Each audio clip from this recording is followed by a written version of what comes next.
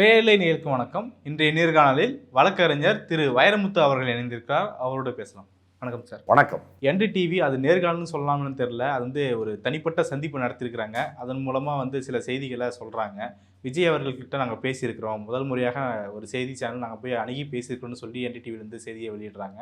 குறிப்பாக பார்க்கும்போது நான் கிங் மேக்கர் கிடையாது, கிங்காக தான் வருவேன் அப்படிங்கிற விஷயத்த சொல்கிறேன். நான் தனியாக நின்று ஜெயிப்பேன் அப்படின்னு சொல்லி விஜய் சொன்னதாக அவர் குறிப்பிட்றாங்க. இந்த சந்திப்பு, இந்த பேட்டியை எப்படி பார்க்குறீங்க? அதாவது NDTV முதல் முறையாக விஜய்கிட்ட போய் பேசணும் அப்படின்னு சொல்கிறத விட முதல் முறையாக பேட்டியே இல்லாமல் இப்படி ஒரு பேட்டியை சொல்கிறோம் அப்படின்னு சொல்லிடலாம். ஏன்னா இது உலகில் இதழியல் வரலாற்றில் இது ஒரு புது முயற்சியாக இல்லை ஒரு புது விஷயமாக நம்ம பார்க்க வேண்டியது இருக்குது. ஏன்னா அதாவது ஒரு உதாரணத்துக்கு சொல்லணும் அப்படின்னா, ஜெயலலிதா அவர்கள் அப்போலோ மருத்துவமனையில் அட்மிட் ஆகிருக்கும் பொழுது எல்லோரும் பார்க்க போனாங்க. எல்லோரும் போயிட்டு அவர் நல்லா இருக்காங்க, இட்லி சாப்பிட்றாங்க, அப்படி இப்படின்லாம் பேட்டி கொடுத்தாங்க. அதில் பொதுவுடைமை கட்சி தலைவர்களில் ஒருவரான தாப்பாண்டியன் தான் வெளியில் வந்தார். நல்லா இருக்காங்க அப்படின்னார். நீங்கள் பார்த்தீங்களா அப்படின்னு கேட்டவுடனே, அவர்களை பார்த்தவரை நான் பார்த்தேன் அப்படின்னார். அது ஊடகத்தில் அப்போ ஒரு பெரிய இதாக மாறிச்சு, விவாதமாக மாறிச்சு. அதே போல் விஜயோடு பேசியவர்கள் பேசியிருக்கிறார்கள். விஜயும் அவர்களும் என்ன பேசினார், விஜய் அவங்ககிட்ட என்ன பேசினார் அப்படிங்கிறது இன்றைக்கு வரைக்கும் இப்போ வரைக்கும் நமக்கு முழுமையான தகவல் இல்லை. கிங் மேக்கராக வரமாட்டேன், கிங்காக தான் வருவேன் அப்படின்றது விஜய் உன்னபடியே சொன்னாரா, இல்லை வெறும் டிஆர்பிக்கு NDTV சொல்லுதா அப்படிங்கிறதையும் நம்மளால் புரிந்து கொள்ள முடியாது. ஏன்னா நீங்கள் ஒரு பேட்டியில் குறைந்தபட்சம் ஒரு ஆடியோவாவது இருக்கலாம். ஏன்னா இன்றைக்கி காட்சி ஊடகங்கள் அல்லாமல் அச்சு ஊடகங்கள் போகிற நேரத்திலே கூட அவர்கள் குறைந்தபட்சம் ஆடியோவை இது பண்ணுறாங்க. கண்டிப்பாக. ஏன்னா பேச்சு வழக்கு வரும்பொழுது என்ன தான் வேகமாக சுருக்கெழுத்து முறையில் குறிப்பெடுத்தா கூட ஏதாவது ஒன்று விட்டு போய் விடலாம் அப்படிங்கிறதுக்காக வெறுமனே ஆடியோவை ஒரு பதிவு செய்வாங்க. அப்போது ஒளி இரண்டு பதிவுகளும் இல்லாமல் விஜய் இதெல்லாம் சொன்னார் அப்படின்னு NDTV முன்வைக்கிற ஒரு விஷயத்தை முழுமையாக விஜயோட பேட்டின்னே நம்ம எடுத்துக்க முடியாது. ஏன்னா உலகத்தில் எப்போதும் இல்லாமல் தங்கள் வீட்டு உறுப்பினர்கள் மரணத்தை ஆளாக்கியவரை அவர்களே சந்தித்து ஆறுதல் பெற்று சென்ற நிகழ்வும் விஜயோட வரலாற்றில் முதல் முறையாக நடந்துச்சு. அப்போவும் இதுதான் நடந்துச்சு. அவர் பேசிய வீடியோக்களோ ஆடியோக்களோ எதுவும் வெளியிடப்படலை. வெளியில் அவர் அவ்வளோ வருத்தப்பட்டார், என் காலெல்லாம் விழுந்தார், எல்லா தப்பு நான் தான் காரணம்லாம் கேட்டார் அப்படின்லாம் அவங்க தான் வெளியே சொன்னாங்க மக்கள். ஆனால் உள்ளபடியே ஒரு தொலைக்காட்சி ஊடகங்களோ இல்லை உள்ளே அனுப்பி என்ன நடந்தது அப்படிங்கிறத அவங்க பேசுவதற்கு ஒரு வீடியோ பண்ண மாதிரியோ எதையும் காமிக்கலை. இன்னும் சொல்ல போனால் இந்த மாமல்லபுரம் சந்திப்புக்கு முன்பாக இணைய வழியில் அவர்களோட பேசிய போதும் வெளியே பேசினவங்க பேட்டி கொடுத்தாங்களே தவிர அந்த இணைய வழியில் என்ன பேசப்பட்டதுன்ற ஒரு காட்சியாக கூட அது கொடுக்கல. ஆக இது முழுக்க விஜய் ஒரு மர்மத்துக்குள்ளான ஒரு நபராக, இந்த ஒரு மாளிகையை விட்டு வெளியே வராத ஒருவர் அப்படிங்கிற ஒரு இதுதான் பார்க்க வேண்டியது இருக்குது நம்ம. ஏன்னா ஒரு மக்களின் தலைவன் அப்படிங்கிறது பேரறிஞர் அண்ணா அவர்கள் சொன்னது மாதிரி மக்களிடம் செல், மக்களோடு சேர்ந்து வாழ், மக்களிடமிருந்து கற்றுக்கொள், அவர்களுக்கு என்ன தேவை என்பதை தெரிந்து கொண்டு பணியாற்று அப்படிங்கிறது தான் உள்ளபடியே ஒரு மக்களாட்சிக்கான ஒரு தத்துவம். அதில் எதுலையுமே நான் வரமாட்டேன், நான் பாட்டுக்கு ஒரு பங்களாக்குள்ளே இருப்பேன், அப்பப்போ உடனே மைக்கை பிடிச்சி ஒன் சைடாக மட்டும்தான் நான் பேசுவேன் அப்படிங்கிறது ஒரு ஆரோக்கியமான செயல்பாடு இல்லை. இப்போதும் அதுதான் மீண்டும் உறுதி செய்யப்பட்டிருக்கிறது. இந்த பேட்டியாகட்டும், தாவக்காவுடைய 3ஆம் ஆண்டு தொடக்க விழா பனையூரில் நடக்க சொல்கிறாங்க. இந்த நீங்கள் சொல்கிறீங்களா ஒரு மர்மமான விஷயம் உள்ளடக்கி இருக்கிறது, ஒரு டார்க் சைட்லேயே தன்னை வச்சுக்கிறது அப்படிங்கிறது, அந்த விஷயத்தை ஏன் விஜய் அவர்கள் விரும்புகிறாரு? இதை ரெண்டு விதமாக எடுத்துக்கலாங்க. அதாவது நம்ம ஊடகங்களை அணுகுவதற்கு இல்லை ஊடகங்களை எதிர்கொள்வதற்கான தைரியம் இல்லைன்னு கூட வச்சுக்கலாம். ஏன்னா இது எதற்காக அவர் மீண்டும் மீண்டும் தன்னை தனிமைப்படுத்திக் கொள்கிறார் அப்படிங்கிறதுக்குள்ள ஒரு உளவியல் ரீதியாக மனோதத்துவ ரீதியாலாம் நம்ம உள்ளே போக வேணாம். அவருடைய கேரக்டர் என்னங்கிறதெல்லாம் 2ஆம் பட்சம். ஆனால் இப்போ அவர் உள்ளபடியே ஒரு 2-3 நேர்காணலில் கொடுத்தாருனாலே அவர் அப்பட்டமாக மக்கள் மத்தியில் அம்பலப்பட்டு போவார். அந்த தெளிவு அவர்கிட்ட இல்லை. அதனால தான் ஏன்னா இன்றைக்கி சீமானாக இருக்கட்டும், டிடிவி தினகரனாக இருக்கட்டும், அவங்களுடைய கருத்துக்களில் நமக்கு மாற்று கருத்து இருந்தாலும் கூட அவர்கள் தைரியமாக ஊடகங்களை எதிர்கொள்கிறார். அவர் சரியோ தவறோ தங்கள் கருத்தை ஊடகத்தின் முன்பாக அவர்கள் தெரிவிக்கிறார். அந்த தைரியம் விஜய்கிட்ட இல்லை அப்படின்னு தான் பார்க்கணும். இது விஜய் என்னென்னா, இப்போ இந்த ஊடகங்களை சந்திக்க தைரியமற்றவர்னும் போது நமக்கு ஆட்டோமேட்டிக்காக ஒரு ஆள் மேலே சிந்தனை போகும். அவர்களுடைய வளர்ப்பு பிள்ளைங்கிறதுனாலேயே இவரும் அப்படி இருக்காரான்னு தெரியலை. மோடியும் அப்படித்தான். ஆக இப்படித்தான். இப்போ மோடிக்கு எது பிடிக்கும்னா ஆல் இண்டியா ரேடியோவில் பேசுகிற மட்டும்தான் பிடிக்கும். ஏன்னா அது ஒரு வழிப்பாதை. அவர் மட்டும் பேசுவார், யாரும் எதிர்கேள்வி கேட்க மாட்டாங்க. அது மாதிரியான ஒரு நபராகத்தான் விஜயும் வருகிறார். இது இங்கு உள்ள ஒரு அரசியலுக்கு இது ஏற்றதல்ல. நாம ஒரு பத்திரிகையாளர் சந்திப்பு நடத்தி அவங்க கேள்வி கேட்டு நாம ஒரு ஆன்சர் சொன்னாதான் நாம எந்த அளவுக்கு ஒரு புரிதல் இருக்குன்றது ஒரு விஷயம் நமக்கு தெரிய வரும். மக்கள் கூட உரையாடுற மாதிரியான ஒரு விஷயமும் அது. நம்ம பத்திரிகையாளர்கள் மூலமாக பல விஷயங்களை கற்றுக்க போகிறோம் அப்படிங்கிற ஒரு நிலைப்பாடு இருக்குதுல்ல, அந்த நிலைப்பாட்டை ஏன் விஜய் விரும்பவே மாட்டுறாரு? நான் முதல்ல சொன்னேன் இல்லையா, அறிஞர் அண்ணாவினுடைய அந்த மேற்கோள், மக்களிடமிருந்து நீங்கள் கற்றுக்கணும்னு நினைக்கிறவங்க என்றைக்குமே ஊடகங்களை தவிர்க்க மாட்டாங்க. ஏன்னா ஊடகங்கள் தான் மக்களுடைய கருத்துக்களை எதிரொலிப்பவர்கள். ஒரு அரசியல் கட்சி இருக்குது அப்படின்னா ஒரு அரசியல் கட்சியினுடைய தலைவர் மேல்மட்டத்தில் எப்போ பணியாற்றுவார். அப்போ அவருக்கான அந்த செய்திகளை கொண்டு செல்கிற சேனல்ஸ் எது அப்படின்னு பார்த்தீங்கன்னா, தளங்கள் என்னன்னு பார்த்தீங்கன்னா, ஒன்று ஊடகங்கள், இன்னொன்று பார்த்தீங்க அப்படின்னா அவர்கள் கட்சியை சேர்ந்த பிரமுகர்கள். அப்போ அவர்கள் கட்சியை சேர்ந்த பிரமுகர்கள் கீழே களத்தில் நிற்பாங்க. அவங்க இங்கே மக்களுடைய மனசில் என்ன இருக்குன்ற தகவலை அவங்க மேலே சொல்லுவாங்க. தாவேகாவை பொறுத்தளவு கீழே இருக்கக்கூடிய எந்த தொண்டனும் விஜயை பார்க்கல, சரிங்களா? அவங்க எல்லாருமே போய் எப்படி விஜய் பார்த்தவர்களை பார்த்தோம்னு சொல்கிற தாப்பாண்டியன் மாதிரி தான். இதை என்னைக்கு அவர் மாவட்ட செயலாளர் கூட்டம், உயர்நிலை குழு கூட்டம்னு நடக்கிற அன்னைக்கு தான் உங்களால் விஜயை பார்க்க முடியுமே தவிர தனிப்பட்ட முறையில் விஜயை போய் யாரும் சந்திக்க முடியாது. இப்போ உதாரணத்திற்கு இப்போ பொங்கல் அன்றைக்கு திமுகவினுடைய எல்லா தொண்டர்களும் எந்த பொறுப்பில் இல்லாதவங்க கூட வரிசையாக போய் நின்று அன்னைக்கு தளபதி மு.க. ஸ்டாலின் அவர்களை பார்த்தாங்க. முதல்வரும் கிட்டத்தட்ட ஒரு 5-6 மணி நேரம் நின்று கொண்டே எல்லாரையும் சந்தித்தார், காலை முதல் மதியம் வரைக்கும். அதே மாதிரி தான் புத்தாண்டு அன்னைக்கும் இப்படி தொடர்ச்சியாக அவர் சந்திக்கிறார். அறிவாலயத்தில் போனால் தனிப்பட்ட முறையில் அவருடைய அலுவலகத்தில் எல்லாரும் சந்திக்கலாம். இதுதான் நடைமுறை. ஆனால் இவர் எப்படின்னா, நீங்கள் சராசரி ஒரு மாவட்ட செயலாளர் கூட அவரை சந்திக்க முடியாது. அப்போ அவருக்கு எப்படி உண்மையான மக்களுடைய கருத்து என்ன, இப்போ ஒரு முக்கியமான பிரச்சனையில் மக்களுடைய எண்ண ஓட்டம் எப்படி இருக்கிறது அப்படிங்கிறது தெரியாமல் நீங்கள் ஒரு கட்சி தலைவராக என்ன கருத்து சொல்ல முடியும்? விஜய் அவர்கள் ஒரு உச்ச நடிகராக இருந்திருக்கிறாரு. அவர் ஒரு தனியாகவே தனக்கான ஸ்பேஸை இருக்கிறத பார்க்க முடியுது. இப்போது அரசியல் கட்சி தலைவராக மாறி இருக்கிறாரு. அவரு கூட புரிதல் இல்லைன்னு வச்சுக்கலாம். ஆனால் செங்கோட்டையன் அவர்கள் ஒரு மூத்த அரசியல் நிர்வாகியாக போய் சேர்ந்திருக்கிறாரு. அவருக்கு இந்த விஷயங்கள் எல்லாம் பழக்கப்பட்ட விஷயங்கள், கிட்டத்தட்ட 70 வருஷமாக இருக்கிறாரு. அப்படின் போது அவங்களுக்கும் அதுக்கான ஸ்பேஸ் சொல்றதுக்கான ஸ்பேஸ் இருக்குன்னு பார்க்குறீங்களா, எப்படி பார்க்குறீங்க? இப்போது வருகிற தகவல்கள் என்னென்னா, செங்கோட்டையனே நினைத்த நேரத்தில் விஜயை சந்திக்க முடியவில்லை, தொலைபேசியில் கூட அவர்கிட்ட பேச முடியலைங்கிறது தான் தகவலாக கிடைக்கிது. அவரே வெளியில் வெவ்வேறு பேட்டிகள் கொடுத்தாலும் கூட உள்ளுக்குள் அவர் ஒரு அதிருப்தியோடு தான் இருப்பதாக தெரிகிறது. அந்த கட்சியினுடைய கீழ்மட்ட பிரமுகர்களிடம் அவர் பேசுவதோ இல்லை மேல்மட்டத்தில் விஜயை தொடர்பு கொண்டு பேசுவது எல்லாத்துக்குமே அவருக்கு அங்கே ஒரு ரெஸ்ட்ரிக்ஷன் இருக்கிறதா தான் தகவல் வருது. இப்போ பார்த்தீங்கன்னா அண்மையில் போன வாரத்துலேருந்து பார்த்தீங்கன்னா அதிமுக எதிர்ப்பு அப்படிங்கிறத தொடர்ச்சியாக பேசிகிட்டே வராங்க. இப்போது நேற்று பேசின செங்கோட்டையன் அவர்கள் 13 பேரை எடப்பாடி அவர்கள் சுட்டு தள்ளினாரு, அப்போல்லாம் அவர் நேரில் போகாமல் தானே இருந்தார் அப்படிங்கிற விஷயத்த அவர் கேட்குறாரு.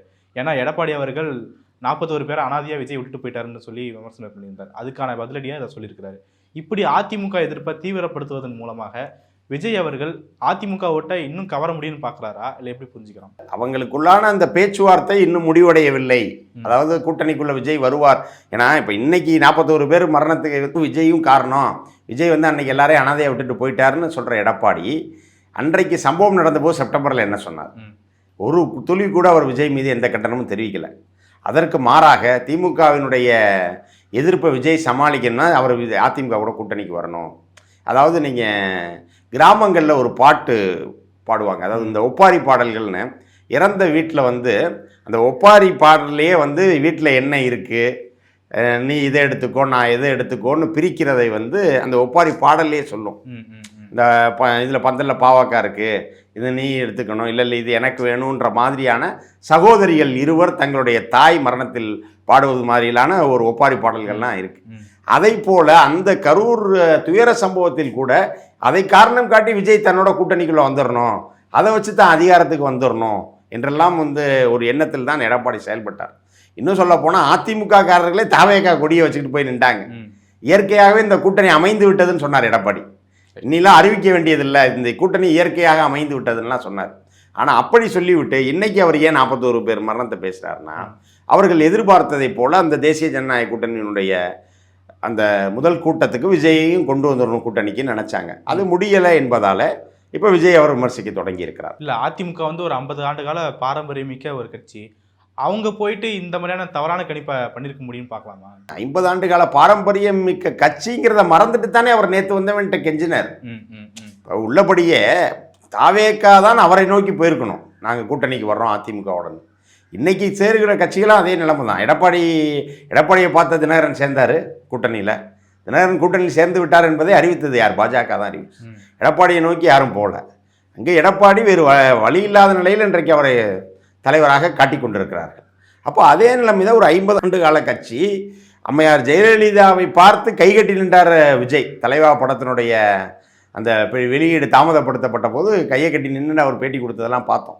ஆனால் இன்றைக்கி அவர்கிட்ட போய் இவங்க கைகட்டி நின்னாங்க கூட்டணிக்கு வான்னு. இப்போ அது நடக்கலைன்னு ஒன்று இவர் பேசுகிறார். இப்போ இவர் எப்படி அரசியல் ஆதாயத்தை எதிர்பார்த்து விட்டு அது நடக்கலைங்கிறதுனால 41 பேரை பற்றி பேசுகிறாரோ அதே மாதிரி தான் செங்கோட்டையன் 2018 மே மாதம் 22ஆம் தேதி அந்த ஸ்டெர்லைட் போராட்டத்தில் 13 பேர் சுட்டு வீழ்த்தப்பட்ட போது அந்த அமைச்சரவையில் நீங்கள் அமைச்சர் தானே, கல்வித்துறை அமைச்சர். அப்போ நீங்கள் ஒரு அமைச்சரவையினுடைய ஒரு முக்கிய முடிவு வந்து அப்படிங்கிறது எல்லாமே ஒரு கூட்டு பொறுப்பு தான். முதல்வர் வந்து அதை அறிவிப்பவராக இருக்கலாமே தவிர, ஆனால் முக்கியமான எல்லா முறைகளும் வந்து அமைச்சரவை கூட்டு பொறுப்பு தான் அப்படிங்கிறது தான் இந்திய அரசியலமைப்பு சட்டம் சொல்லுது. அப்போது அந்த துப்பாக்கிச்சூட்டு சம்பவத்தில் அவர் அதை விட மிக தெளிவாக சொன்னார், நானே டிவியை பார்த்து தான் தெரிஞ்சுக்கிட்டேன், எனக்கே தெரியாது அப்படின்னு முதல்வர் சொன்னார். சரி, முதல்வர் டிவியை பார்த்து தெரிஞ்சுக்கிட்டேன்னு சொன்னதையாவது செங்கோட்டையன் டிவியில் பார்த்துருப்பார்ல. அப்போ உள்ளபடி என்ன செஞ்சுருக்கணும், இதில் எனக்கு உடன்பாடு இல்லை, குருவியை போல் சுட்டிங்க 13 பேரை, நான் இன்றைக்கி என்னுடைய பதவியை ராஜினாமா பண்ணுறேன், நான் அந்த கட்சியை விட்டு வெளியே போகிறேன் அப்படின்னு அன்றைக்கி அறிவிச்சிருக்கணும்ல. அறிவிக்கலை. சரி, அவர் தான் அறிவிக்கலை. உங்கள் தலைவர் எதுவும் திடீர்னு வந்து குதிக்கலை. தாவேகா தலைவர் 2018 வந்து அவர் எதுவும் இன்னொரு புது உலகத்தில் இருந்தாரா? இப்போ தான் 26க்காக தேர்தலுக்காகத்தான் இந்த உலகத்துக்குள்ளே வர்றாரா விஜய்? அப்போ 2018 அவரும் இருக்கார். ஒரு நடிகர் என்ற முறையில் அவர் தன்னுடைய எதிர்ப்பை பதிவு செய்திருக்கலாம் பொதுவெளியில். இப்படி வந்து போராடிய மக்களை சுட்டு வீழ்த்தியது தவறுன்னு சொல்லியிருக்கலாம். இன்னொரு உதாரணமும் சொல்கிறேன். அந்த நேரத்தில் நடிகர் ரஜினிகாந்த் ஒரு பேட்டி கொடுக்குறார். தூத்துக்குடிக்கு ஒரு வேலையாக சென்று வரும்போது அவர் முன்னாள் ஊடகங்கள் கேள்வி எழுப்பிய போது அவர் என்ன சொன்னார்னா, போராட்டக்காரங்களுக்கு எதிரான கருத்தை சொன்னார். அதாவது போராட்டங்களில் சமூக விரோதிகள் பூந்துட்டாங்க, தமிழ்நாடு தொடர் போராட்டங்களால் சுடுகாடாகி கொண்டிருக்கிறது அப்படின்னு சொல்லி ஒரு அதிகார வர்க்கத்தினுடைய குரலாக ரஜினி ஒரு பேட்டி கொடுக்குறார். திராவிட முன்னேற்ற கழக அரசு வந்த பிறகு அருணா ஜெகதீசன் ஆணையம் வந்து அதை நீங்கள் இப்படி சொன்னீங்க, அது தொடர்பான தகவல்லாம் வந்து கொடுங்கன்னு விசாரணைக்கு அழைப்பானை அனுப்பின போது அரண்டு போனார் ரஜினி. உடனடியாக நான் தெரியாமல் சொல்லிட்டேன், நான் வந்து அது ப்ரிப்பேர்டு பேட்டி கிடையாது, நான் தற்செயலாக அங்கே சென்று வந்தபோது ஊடகங்கள் கேட்டாங்க, என் மனதில் தோன்றியதைத்தான் சொன்னேன், அதில் எனக்கு எந்த விதமான ஆதாரப்பூர்வமாக நான் சொல்லலை, என்னுடைய கருத்துக்கு நான் மன்னிப்பு கோருகிறேன் என்று அருணா ஜெகதீசன் ஆணையத்தில் மன்னிப்பு கோரினார். அருணா ஜெகதீசன் விசாரணை ஆணையத்தினுடைய அறிக்கையிலே ரஜினிகாந்தனுடைய தெரிவித்த அந்த வருத்தம்லாம் பதிவு செய்யப்பட்டிருக்கு. குறைந்தபட்ச எதிர்ப்பை விஜய் காட்டியிருக்கணும், அப்பையும் காட்டலை. இல்லை, நீங்கள் அமைச்சராக இருந்தபோது தானே இந்த துப்பாக்கி சூடு சம்பவம், நீங்களாவது அந்த அமைச்சர் பதவியை ராஜினாமா பண்ணிட்டு வெளியே வந்திருக்கணும். அதை எதையும் செய்யாமல் இன்றைக்கு செங்கோட்டையன் பேசுவது என்பது அந்த இருவருக்குள்ளான ஒரு மாறி மாறி குற்றம் சாட்டி கொள்வதற்குத்தானே தவிர உண்மையிலேயே மக்கள் மீதான அக்கறையில் இவங்க 2 பேருமே பேசல. முன்னாடி நீங்கள் பேசும்போது செங்கோட்டையனுக்கு அங்கே சரியான இடம் கொடுக்கப்படல அப்படிங்கிற விஷயத்த சொன்னீங்க. ஆனால் இப்போ ஸ்டெர்லைட் துப்பாக்கி சூட்டுக்கு நீங்கள் போகாதவர் அப்படின்னு சொல்லி காட்டாமல் விமர்சிக்கிறதுக்கு அவர் ஏதாவது ஒரு பாயிண்டில் முடிவு எடுத்திருக்கணும். முன்னாடி அந்த கட்சியில் தான் இருந்திருக்கோம், அப்போது அந்த சம்பவம் நடக்கும்போது நாம தான் அமைச்சராக இருந்திருக்கோம், அதையெல்லாம் தாண்டி தான் இந்த கருத்தெல்லாம் அவர் முன்வைக்கிறாரு. அப்போ அவர் ஸ்ட்ராங்கான ஒரு முடிவு தான் எடுத்திருக்காரு. அப்போ அவருக்கு வந்து தன்னுடைய சிந்தனையிலையோ தன்னுடைய நிலைப்பாட்டிலே ஸ்ட்ராங்காக இருக்காரு, அதனால தான் அந்த இப்படி பேசியிருக்காருன்னு சொல்லி நம்ம எடுத்துக்க முடியாதா? பொத்தாம் பொதுவாக பேசுவது, ஸ்ட்ராங்கான பேசுறது அப்படின்றது சும்மா ஏதோ வாதத்துக்கு ஒரு எதிர்வாதம் பேசுவது ஸ்ட்ராங் இல்லைங்க. தன்னுடைய பேச்சில் நிற்கணும், தன்னுடைய பேச்சு அனைவராலும் ஏற்றுக்கொள்ளப்படுகிற அளவுக்கு பேசணும், அதுதான் உண்மையிலே ஸ்ட்ராங்கான பேச்சு. இப்போ என்ன நீ சொல்லிட்ட, நான் உன்னை திருப்பி சொல்கிறேன்றது தானே தவிர நீண்ட நெடிய அரசியல் அனுபவம் பெற்றவருடைய பதில் மாதிரி இது இல்லை. ஏன்னா நமக்கே தெரியுது, தன்னையே உள்ளுக்குள்ள அதுக்கு இவரை இந்த வாண்டடாக போய் வண்டியில் ஏறுறதுன்ற மாதிரி சொந்த காசில் சூன்யம் வச்சுக்கிற மாதிரி இவராக பதில் அதை சொல்கிறார். அப்போ இந்த இடத்தில் அவருடைய தெளிவின்மையை தான் காட்டுதே தவிர இது வந்து ஏதோ பெரிய இவருடைய திறமையை நாம் பார்க்க முடியாது. டிடிவி ஃபேக்டர் எடுத்துட்டோம்னா இவர் உள்ள வராரு, இப்போ அடுத்து ஓபிஎஸ் வந்து தொடர்ச்சியாக ரெக்வஸ்ட் வச்சுருக்கிறாரு.